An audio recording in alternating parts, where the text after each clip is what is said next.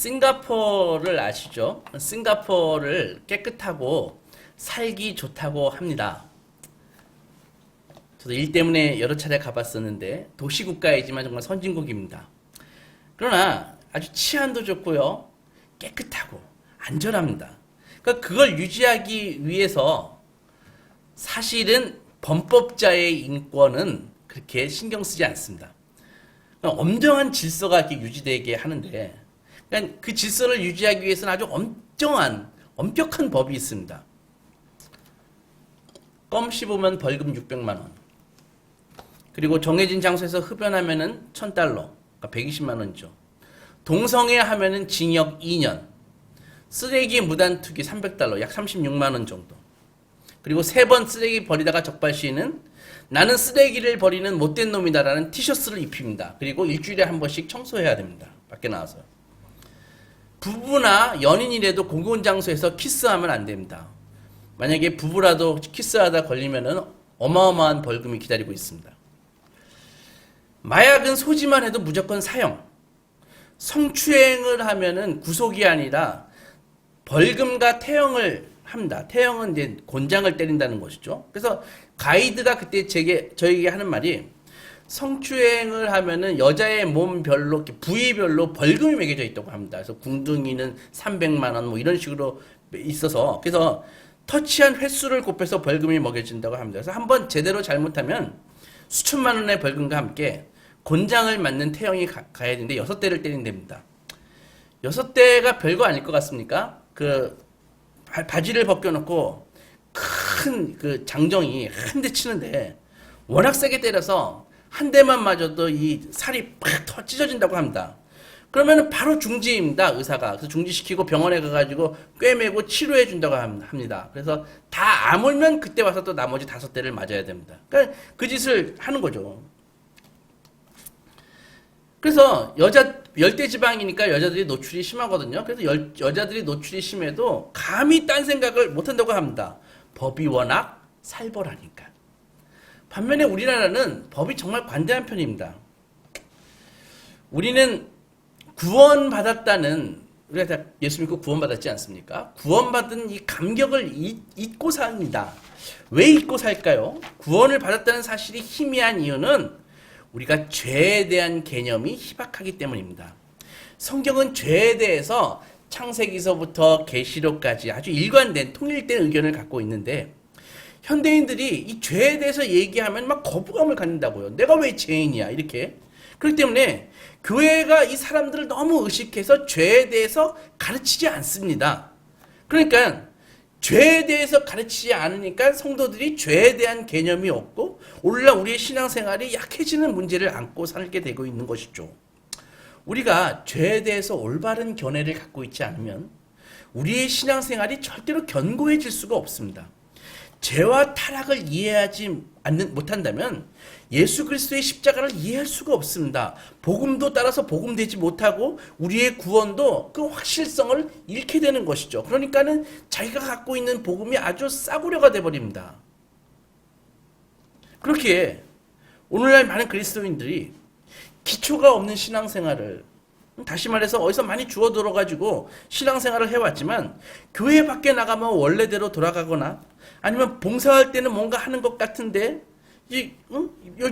요즘처럼 어떤 계기가 되어서 하나님이 그 사람의 밑바닥을 잠깐 드러내시면은 이건 뭐 신앙이 아닙니다. 완전히 와르르 무너져가지고 나 힘들어 뭐 이런 식으로 나오는 것이죠. 모든 이런 광경들은 모두 신앙에 있어서 기초가 튼튼하지 않기 때문입니다. 예수님이 말씀하셨듯이 비가 오고 반석의 신앙이 위치해 있어야 되는데 그래야지 비가 오고 바람이 불어도 그 신앙이 견고하게 유지될 텐데 이거는 기초가 없이 정말 기초가 너무 약하니까 요즘과 같이 바람이 불고 창수가 나고 바이러스가 나면은 흔들 해가지고 내가 예수를 믿는 사람인지 안 믿는 사람인지 헷갈리는 삶을 사는 것이죠. 이렇게 기초가 부족한 것은 결국 지식이 부족하기 때문입니다. 우리는 간헐적으로 죄는 나쁜 것이고 죄를 지으면 회개해야 된다는 것을 많이 들었습니다. 그런데 어떻게 죄가 우리들을 지배하고 있고 그 죄 때문에 어떻게 철저하게 인간이 불행해지고 그 결과 우리의 모습은 어떻게 변했고 거기로부터 벗어나는 길은 무엇이고 어떻게 그리스도인들은 죄를 이기고 살 수 있는 힘을 공급받는지에 대해서 정말 만족하게 설명할 수 있는 분들이 몇 분이나 되는지 의심스럽습니다. 우리들은 주님의 말씀하셨듯이 정말 아까 말씀하셨듯이 단단한 반석 위에 집을 지을 수 있는 성도들이 되어야 됩니다. 허세와 위선을 해서는 안 됩니다. 사람들에게 자기 신앙의 경력을 자랑하거나 내가 언제부터 교회 다녔는지 알아 이런 식으로 나온다든지 아니면 나는 이미 구원받았기 때문에 나는 내 멋대로 행동해도 된다는 나의 신앙은 문제없어 라고 하는 착각에 빠진 오만한 신앙생활을 해서는 안 되는 것입니다. 정직하게 자기가 왜 하나님 앞에 왜 내가 예수 그리스도를 믿을 수밖에 없고 내가 왜 주님을 떠나서는 살 수 없고 왜 안식일에 어디 가지 않고 모여서 하나님 앞에 예배를 드려야 하는지에 대해서 여러분들은 아주 분명하고 깔끔한 답변을 갖고 있어야 됩니다. 그리고 그 답변에 우리 스스로 모두는 감동해야 되는 것입니다. 하나님께서 온 세상을 만드셨습니다. 하나님께서 인간을 제일 늦게 만드심으로써 인간을 위한 환경을 완벽하게 다 조성해 놓으셨습니다. 해와 달과 별을 만드시고 온갖 채소와 식물들을 그리고 동물들을 이렇게 다 만드신 다음에 마지막으로 하나님께서 인간을 흙으로 빚으셔서 코에 하나님의 생기를 불어넣어 주셔서 인간을 만드심으로써 창조의 대업을 완성하셨습니다. 하나님이 인간에게 생기를 불어넣어 주셨다는 것은 바로 인간이 두 부분으로 구성되어 있다는 것을 얘기해 주고 있는 것입니다.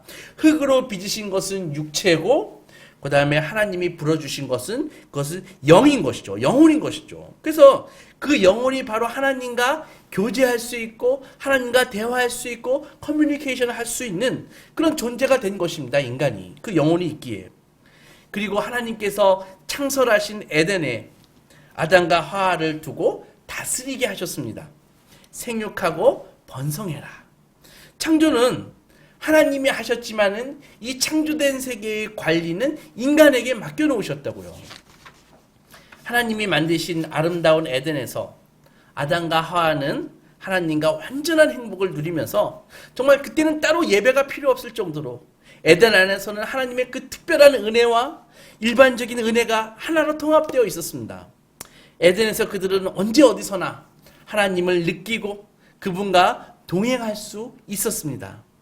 우리가 이 기쁨을 한번 실감해 볼 수 있겠습니까? 여러분들 예수 믿고 구원받았던 때를 기억나십니까? 정말 아무리 찬양을 해도 부족하고 아무리 기도를 해도 또 하고 싶고 아무리 예배를 드리고 싶어도 또 드리고 싶은 그런 날들이 기억이 있으십니까? 그 기억이 영원히 일상이 된다고 생각해 보십시오. 바로 그때가 아담과 하와가 하나님과 누렸던 그 기쁨이라고요. 그게 바로 에덴의 상태입니다. 최고의 행복한 상태이죠. 하나님께서는 동산 중앙에 있는 나무를 가리켜 말씀하시기를 이 에덴에 이 모든 실과를 다 먹되 이 선악을 알게 하는 나무 하나만 먹어서는 안 된다. 먹어서는 먹으면 절대 죽는다. 반드시 죽는다. 이렇게 말씀하셨죠. 그 선악을 알게 하는 나무의 실과 그것은 무슨 마법의 능력을 갖고 있는 그런 실과가 아닙니다. 그냥 전설 속의 과일이 아니고요. 그냥 평범한 나무이고 과일일 뿐이었습니다. 그러나 하나님이 그냥 그 나무를 지정하시고 먹지 말라라고 하셨기 때문에 그때부터 종교적인 의미가 있는 거라고요. 많은 사람들이 이렇게 질문합니다. 요즘도 하는지 모르겠지만 왜 하나님이 하필이면 그 동산 중앙에다가 선악과를 만드셔가지고 왜 이렇게 우리를 골탕 먹이시나? 거기 안 만들었으면은 아담이 안 따먹었을 것이고, 그러면 우리들도 이렇게 정말 고생하면서 바이러스에 시달리다가 죽는 이런 인생이 아닐 텐데, 왜 그걸 만드셨나? 이렇게 질문하지만, 그래서 나름 인간의 타락의 책임을 하나님께 전가하는, 하나님께 돌리는 불만을 하고 있는데, 그러나 조금만 생각해 보면요, 선악과가 하나님의 놀라운 은혜라는 것을 우리는 알 수 있는 것입니다. 창조 때의 인간은 죄가 없는 상태였지만 하나님과 같은 존재는 아니라는 것이죠. 하나님이 만드신 최초의 인간은 완전하고 깨끗했어요. 하지만 언제나 죄를 지을 수도 있고 죄를 안 지을 수 있는 그런 가능성을 갖고 있는 자유의지를 갖고 있는 그런 존재라는 것이죠.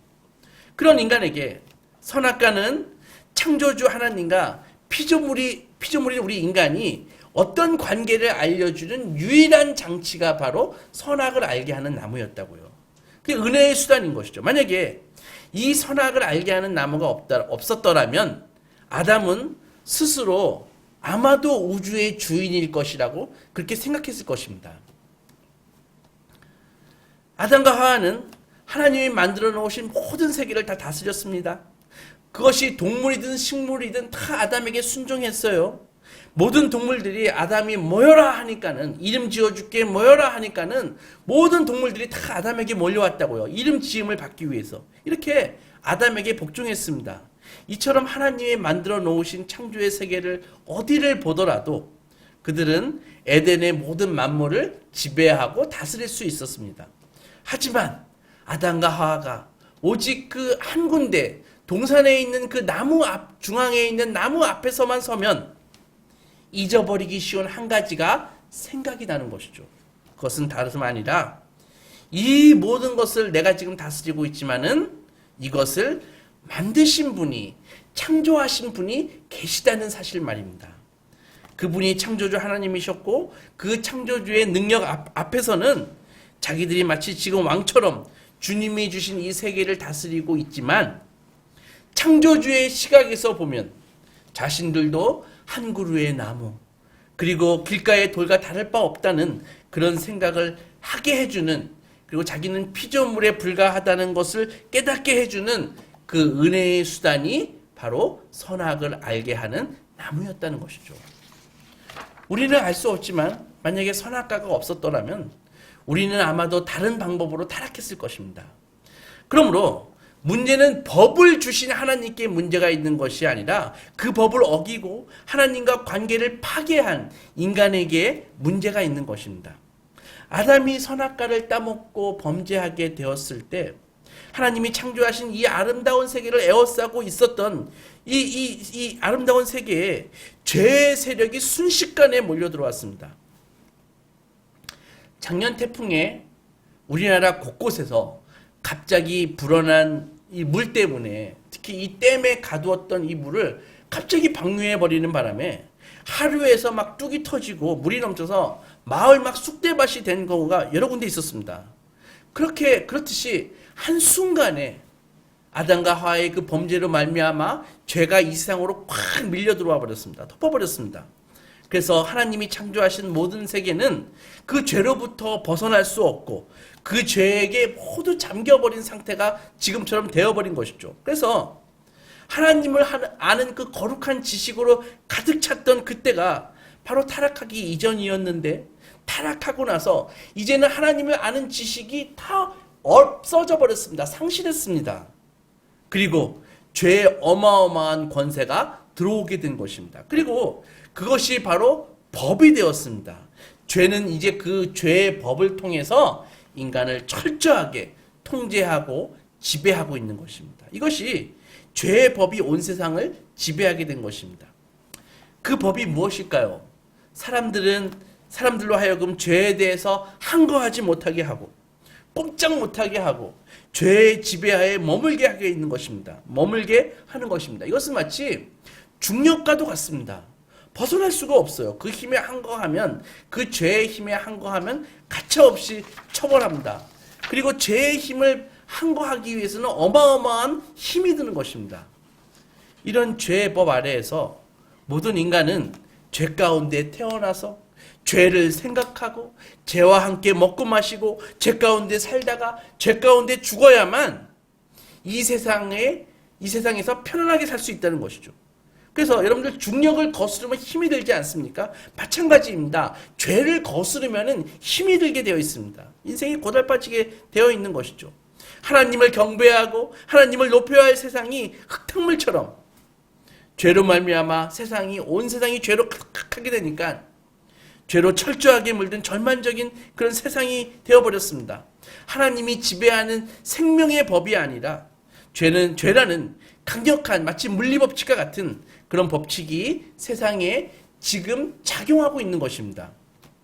살아가면서도 죄에 억눌리고 죄를 짓고 살아가도록 강요를 받고, 그뿐만 아니라 하나님 앞에 죄를 짓고 나니까 이제 인간의 영혼 속에서도 죄의 독소들이 들어와서 인간의 몸이 죄를 기뻐하는 몸이 되어버렸습니다. 죄를 즐거워하는 본성이 되어버렸습니다. 최악의 상황이죠. 하나님과 교제하던 그 거룩한 인간의 본성은 다 사라지고 이제는 죄가 쾌락을 주니까 죄를 즐거워하고 죄 가운데 살고자 하는 사악한 본성이 다 생겨났고, 세상은 죄를 지으면서 살도록 죄가 권세를 가지고 사람들을 지배하는 것입니다. 그러니 죄를 짓잖아요. 그럼 나도 좋아요. 나도 기뻐요. 그리고 죄의 법도 만족시킬 수 있으니까 이것이 인간이 이렇게 범죄하면서 계속 살게 되는 것이죠. 그러니까 거기에서 해방될 수 있는 어떤 희망도 인간에게 없었습니다. 죄의 본질이 무엇입니까? 범죄하는 그 순간에 하나님을 버리는 것입니다. 그러니까 어쩌다 한번 범죄하는 것이 아니라 죄 가운데 태어나서 죄 가운데 사니까 하나님을 완전히 버리고 하나님과 관계없는 삶을 살아가는 것이 인간의 모습인 것이죠. 그런 속에서 인간은 하나님 앞에 진노를 계속 쌓아가는 삶을 삽니다. 그런데 하나님께서 인간이 그렇게 살도록 절망적인 상황 속에 내버려 두지 않으시고 사람들의 마음속에 죄로부터 해방될 수 있는 구원의 길을 준비하고 계셨습니다. 타락할 그 시점서부터 언제인지 알 수 없지만 구약에서 분명한 사실은 여자의 후손이 나올 것이다. 그리고 이 세상에 오심으로써 그를 통해서 무엇인가 지금 확실한 방법은 모르지만 이 절망적이고 비참한 죄의 상태에서 벗어나서 다시 창조의 원래 모습으로 돌아갈 수 있는, 그래서 하나님을 사랑하고 하나님과 교제하고 그분을 예배할 수 있는 그런 때가 다시 올 것이라고 하는 그 희망을 주셨다는 것이죠. 이미 아담과 하와가 범죄한 직후부터. 그것이 바로 하나님의 사랑입니다. 그리고 그 믿음은 신앙을 갖고 있는 아담의 자식들을 통해서, 셋을 통해서 이렇게 조금씩 전파되어 나아가게 되었습니다. 마치 황폐한 땅에, 사막과 같은 땅에 작은 실개천이 흐르고, 그 다음에 실개천이 개천이 되고, 개천이 하천이 되고, 하천이 강으로 변하는 것처럼 인간이 그렇게 하나님을 대적하고 한편으로 자기 속에서 죄를 즐거워하는 성품이 있기에 하나님을 버리고 하나님을 대적하며 살아갑니다. 그러는 사이에 하나님의 진노는 계속 쌓여져 가는 것이죠. 죄는 결국 하나님을 향해서 반기를 드는 것입니다. 생각해 보십시오. 우리의 몸도 우리의 마음도 영혼도 하나님이 주셨습니다. 그래서 어떻게 죄를 지으면 더 많이 쾌락을 느낄 수 있고 어떻게 하면 하나님을 대적할 수 있는가 하는 그런 생각할 수 있는 능력조차도 하나님이 주신 것이라고요. 우리 모두는 주님이 창조하신 세상에 살고 있습니다. 우리는 주님이 주시는 햇빛을 받고 주님이 주시는 양식을 먹고 주님이 주신 생명으로 살아가는 사람입니다. 그 사람이 하나님을 향해 반기를 들고 하나님을 향해 대적하는 것이죠. 이런 사람은 바로 하나님에게 말할 수 없이 혐오스러운 대상이 되고 있는 것입니다. 하나님이 그들을 사랑하고 태어나게 하시고 모든 것을 주셨는데 그들이 자신들을 지으신 그 하나님을 경배하고 찬송하고 예배하는 것 대신에 하나님을 대적하는 것을 업으로 여기며 살아가고 있는 것이죠. 결국 그는 인생에 있어서 인간에게 있어서 그 인생에 있어서 기억에 남을 만한 어마어마한 사건이 일어나지 않으면 그런 숙면적인 죄 속에서 살 수밖에 없는 삶에서 벗어날 수 없다는 것이죠. 절대로. 그런데 그 엄청난 사건을 우리는 구원을 받는 사건, 거듭나는 사건이라고 얘기하는 것입니다. 이렇게 하나님을 버린 인간에게는 희망이 없습니다. 완전히 절망적인 상태인 것이죠. 하나님을 버린 인간은 하나님을 향해서 대적하고 반기를 쳐들면서도 그렇게 살아가는 것이 인생의 보람이라고 생각하고 그렇게 살아가는 삶을 많은 사람에게 또 전하기도 합니다. 물론 이 세상에 사는 사람들 중에는 도덕적인 사람이 있을 수 있어요. 어떤 사람은 아주 방탕한 사람도 있을 수 있습니다. 어떤 사람은 그냥 평균적으로 이렇게 저렇게 왔다 갔다 하면서 사는 대부분의 사람들이 있습니다. 세상에서 문화와 예술과 과학과 같은 그런 고상한 일을 하는 사람도 있고, 사기치고 범죄 저지르고 남 나쁘게 하는 그런 사람도 있습니다. 고상한 일을 하는 사람들은 강도나 도둑 같은 범법자보다 더 나은 삶을 살 수 있을지 모릅니다. 인간의 입장에서는. 그러나 하나님께서는 전혀 고려 대상이 아닙니다. 문제는 그 본질 자체가 혐오스럽다는 것이죠. 죄의 열매를, 여러분들 죄의 열매를 맺는 나무가 있다고 생각해 보세요. 그 나무는요, 환경에 따라 죄의 열매를 많이 맺을 수도 있고, 아니면 좀 좋게, 아니면 조금 맺을 수도 있는 것입니다. 마찬가지로 죄의 입장에서 보면 아까 예를 들었던 싱가포르 같은 데서는 이 법이 엄하니까 죄의 열매를 맺기에 아주 척박한 곳이라고요. 거기에서 죄의 입장에서는 열매를 많이 못 맺습니다. 그러나 시간 문제죠. 죄의 입장에서 여건이 좀 좋아지고 토질이 좀 개량되면 이때껏 못 맺었던 열매들을 마구 맺을 수 있는 것입니다. 싱가포르이 선진국이라고 하지만 고학력자들이 돈 좀 많이 벌면은요 다 떠납니다. 왜 그럴까요? 왜 그럴까요? 깨끗하고 지수도 좋은데 다른 사람이 길에다 침 뱉는 거, 껌 안 씻고 성희롱 안 하는 것은 나는 좋지만 나는 심심할 때 그런 짓도 좀 해보고 싶은 것이 인간의 그런 본성이라는 것이죠. 그러니 하나님이 볼 때에는요, 나무 자체가 그런 혐오하는 나무인데 죄의 열매를 많이 맺으면 물론 더 싫어하시겠죠. 그러나 작은 열매를 맺었던, 적은 열매를 맺었던, 열매를 많이 맺었던 것 간에 나무 자체가 하나님은 용납할 수 없는 것입니다. 그러니까 하나님을 믿지 않고 예수 그리스도를 영접하지 않고 죄 가운데 살면서 자신 속에 있는 그 부패한 욕망과 그 욕망의 지배를 받고 있어서 죄를 떠나지 않는 그런 인생에 대한 하나님의 마음은 한마디로 혐오감입니다. 뱀을 만져본 적이 있습니까? 보통 사람들이 뱀에 갖고 있는 대에 갖고 있는 그 생각은 혐오감이라고요. 같이 있기에 좀 불편한 정도가 아니라 같이 있기에 정말 끔찍해서 견딜 수 없는 것이 바로 혐오한 상태입니다. 우리는 하나님이 사랑이시다는 말을 교회에서 전도하기 위해서 많이 하는데 또 모두 그런 줄 알고 있는데 맞습니다. 그러나 하나님을 버리고 타락한 인간은 하나님으로서 같이 하기에는 끔찍한 혐오의 대상이라고요. 하나님의 입장에서 얼마나 기가 막힐까요? 하나님이 창조하신 에덴은 하나님이 보시기에 완전한 아름다움을 갖고 있었습니다. 그 위에 하나님이 창조하신 정말 완전한 사람, 주님만을 사랑하고 하나님과 함께 영혼의 깊은 교제 속에서 살아가고 있는 그런 아담과 하와가 하나님의 완전한 창조의 세계 속에서 살아가고 있을 때 하나님은 정말 기뻐하셨다고요. 보시기에 심히 좋아하셨다고요. 정말 행복하셨습니다. 이렇게 아름답게 창조했지만 죄를 지은 인간의 모습은 하나님이 보시기에도 정말 혐오스러운 것입니다. 그래서 그 혐오스러운 물건들을 다 쓸어버려야 되는데 하나님 편에서 보면 합당한 일이죠. 그러나 하나님의 마음속에는 그렇게 죄 가운데 있는 인간을 바라보실 때 진노하고 혐오감을 느끼시는 분이셨지만, 그러나 또 한편으로는 이 사람들이 이전에 자신의 자녀였으며 그 자녀들을 사랑하셨기에 죄를 지은 인간이 혐오스러움에도 불구하고 심판을 실행하실 수 없었습니다. 다시 말해서 하나님이 그 죄인들을 향해서 말할 수 없이 혐오감을 느끼고 계셨지만 사랑의 하나님이 오래 참으심으로 말미암아 그 죄인들에게 죄로부터 돌이킬 수 있는 기회를 주시려고 인내하셨습니다. 그렇기에 우리는 하나님의 사랑을 생각하는 동시에 우리가 죄 가운데 있을 때 그 죄에 대해서 하나님이 얼마나 불쾌하고 혐오스럽게 생각하는지에 대해서도 동시에 느끼지 않는다면 우리는 진정으로 회개할 수 없는 것입니다. 사랑하는 소망교회 성도 여러분, 많은 사람들이 회개가 죄 지은 모습 그대로 죄에 대한 사랑은 여전히 갖고 있으면서 죄에 대한 쾌락을 여전히 원하면서 단지 하나님 앞에 나아가서 그 죄에 대한 그 징벌만을 피하고 그 죄에 대한 하나님의 혐오감만을 없어지게 할 생각으로 하나님 앞에 아부하는 것을 회개라고 생각합니다. 그런 것이 아니죠.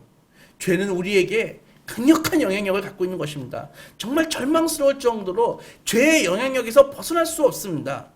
대부분 인생들이 사실은 그 죄의 힘에서 그 벗어나고자 하는 의지도 없습니다. 왜? 죄가 주는 유익이 있으니까. 그러다가 이제 절망스러운 상황에서 해방될 수 있는 계기가 마련되는데 그것이 바로 예수 그리스도의 십자가와 부활인 것입니다. 한 신학자가 예수 그리스도께서 십자가에 죽으시고 무덤에 들어가신 것은 그 죽음이라는 거대한 용의 뱃속에 들어가신 것이다.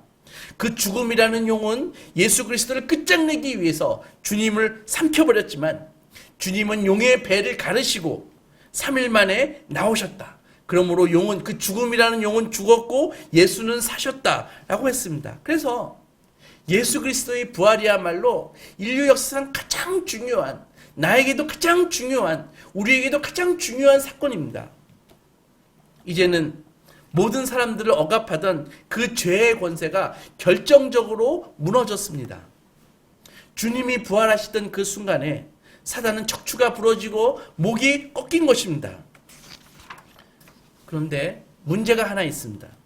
이렇게 죄가 우리를 지배하는 죄의 통치의 시대가 끝났음에도 불구하고 우리는 왜 많은 그리스도인들이 여전히 죄에게 항복하고 여전히 죄에게 순종하고 여전히 죄가 주는 그 달콤한 열매에 빠져드는지 왜 그럴까요?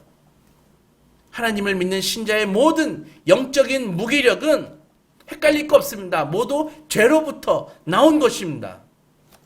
그러므로 죄에 대해서 아는 것이 없으면 여러분들은 살아있는 신앙생활에 대해서 아는 것이 없는 것입니다. 죄에 대해서 정확한 이해를 갖고 있지 아니하면 그리스도 예수 안에 있는 생명의 비밀에 대해서도 알 수 없습니다. 먼저 우리가 알아야 할 것은 그 사람이 죄를 이기는 신앙생활을 하기 위해서는 거듭난 사람이 되어야 된다는 것이죠. 거듭나지 아니하면 여전히 육신 가운데 있는 자라고 성경은 분명히 오늘 본문에서 얘기하고 있습니다. 그는 하나님의 복을 행할 수도 없고 행하지도 않거니와 하나님의 뜻대로 살 가능성도 없는 사람입니다.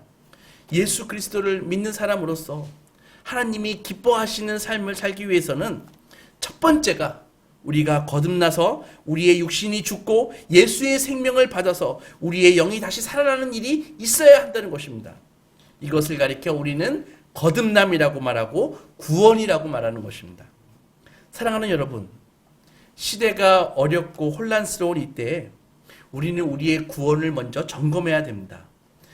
나는 예수 그리스도를 나의 죄를 사하시기 위해서 십자가에서 피 흘리고 죽으시고 부활하신 주님으로 영접했는가? 그것이죠. 스스로 정직하게 물어보십시오. 나의 주인은 지금 누구인가? 나는 나 자신을 섬기는 사람인가? 나는 예수를 섬기는 사람인가?